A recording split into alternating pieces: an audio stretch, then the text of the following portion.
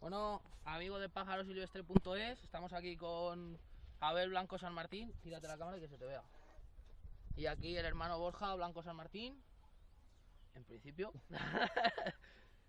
Acaba de entrarnos junto a un jilguero en la red, una lavandera que le llamamos aquí, no sé en otras zonas de España cómo se le llama. Y nada, sobre todo silvestrismo legal. Veo que te hace ilusión. No. ¿Cómo era? ¿Cómo te gustaba a ti así?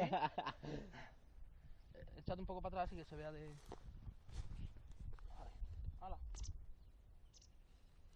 Que la desgracia nos estaba atacando las inzas. Casi nada.